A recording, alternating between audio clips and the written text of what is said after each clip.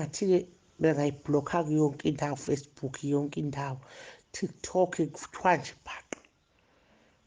Umfana lo uyaxhaphasa. Hawu, ngishilo ngathi akasakwazi ukucula kabe yigida ngoba ayikho indaba yakhe ngaphandle kokuthi asikhombise ucansi nje kuphela. Hawu, sithutha lesi. Bamvale nje yonke indawo, namanyala engatholwa muntu. Mina uma ubuka nje ilete equlo unjoko nakulo nyaka ikhona yini?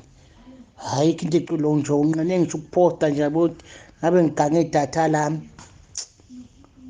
Kade hambe begida ngoma kaMgudi akafuni umculo nje hayi uyamphuma uyamqeda nje.